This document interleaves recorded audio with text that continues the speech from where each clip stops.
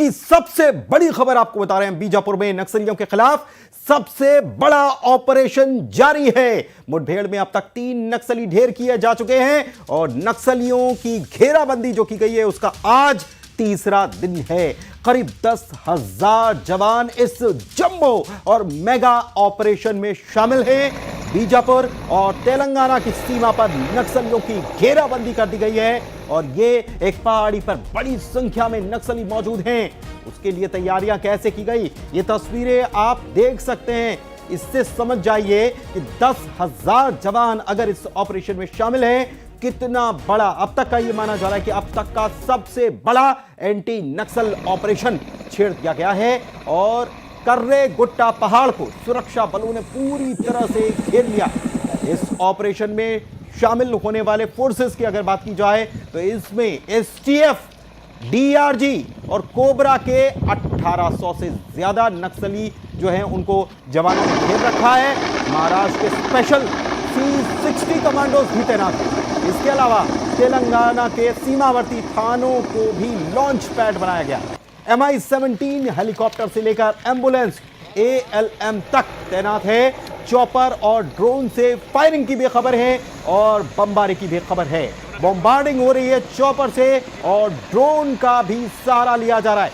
सुकमा, बीजापुर, दंतेवाड़ा से STF, DRG, cobra के जवान आगे बढ़ रहे हैं। केंद्रीय गृह मंत्रालय ऑपरेशन पर सीधे नजर बनाए हुए।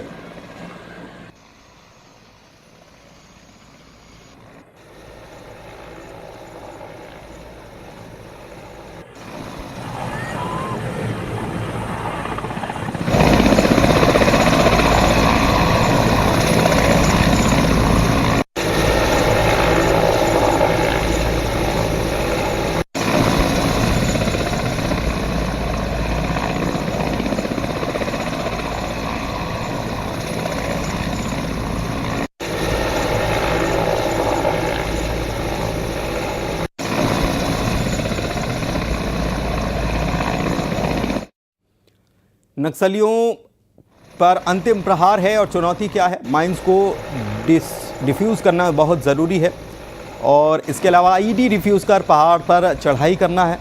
ये सबसे बड़ी दिक्कत है और कदम कदम पर आईईडी बिछाई गई है।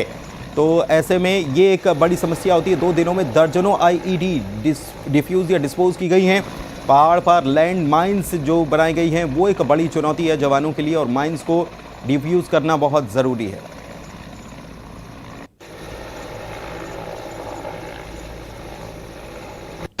ये चुनौतियां हैं, पहाड़ पर लैंड माइंस की एक बड़ी चुनौती है और ऐसे में ये देखना होगा नक्सली कहाँ घिरे हुए हैं ये भी आपको हम बताते हैं। करे गुट्टा पहाड़ पर नक्सली घिरे हैं। पहाड़ का 50 किलोमीटर का एरिया छत्तीसगढ़ में ऊंचाई वाले स्थान पर नक्सली मौजूद हैं और नक्सलियों तक पहुंचना बड़ा चुनौतीपूर्ण है। तेलंगाना के रास्ते फोर्स दाखिल भी हो चुकी है।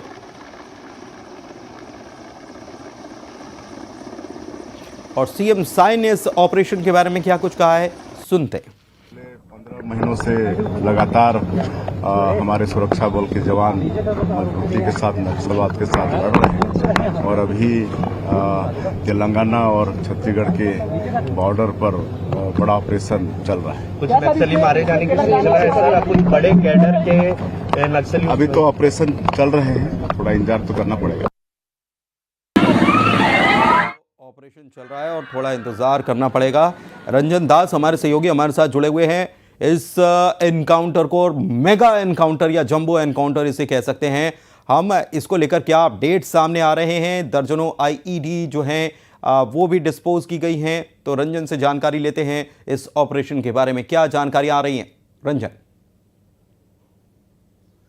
देखिए कि इस ऑपरेशन की बात करें तो इसे वाकई बहुत सूझबूझ और बड़ी प्लानिंग के तहत ही इसे अंजाम दिया जा रहा है। चूंकि जिस पहाड़ी की बात हो रही है करेगुट्टा पहाड़ी की, दरअसल उस पहाड़ी पर न सिर्फ जवानों को चढ़ाई करनी है बल्कि उस पहाड़ी पे दर्जनों नहीं बल्कि कई गुना दर्जनों आईडीज लगे हुए हैं। जवानों के लिए सबसे पहली चुनौती यह है कि इन आईडीज से पहले निपटना। आईडीज को जब वो डिफ्यूज करके आगे बढ़ेंगे तब वो नक्सलियों तक पहुंचेंगे। दूसरी बात ये कि इस इलाके की भौगोलिक दूरता, चूंकि ये तेलंगाना राज्य की सरहद से लगता है और लगभग यहाँ गर्मी काफी पड़ती है, लगभग 44 से 45 डिग्री का जो तापमान है वो वो दिन चढ़ने के साथ यहाँ इस तरह का गर्मी यहाँ एहसास होने लगता है। तो जाहिर सी बात है जवानों के लिए ये दोहरी चुनौती है। और सबसे बड़ी बात, नक्सली जिस ऊंचाई पर बैठे हैं वहां से वो जवानों को आसानी से देख सकते हैं और टारगेट भी कर सकते हैं।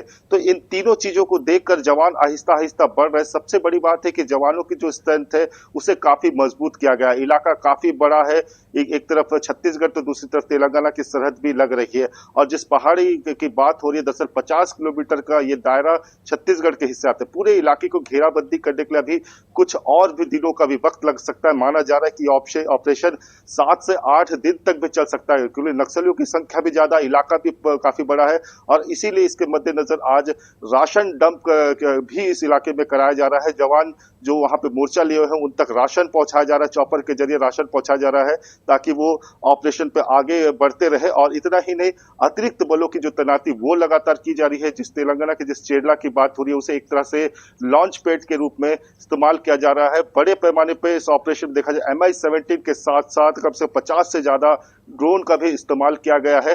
फिलहाल आज जो सुबह मुठभेड़ हुई, 3 नक्सलियों को मारे जाने की पुष्टि कर दी गई है।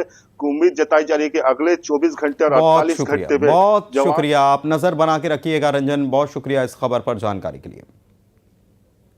पहलगाम आतंकी हमले में मारे गए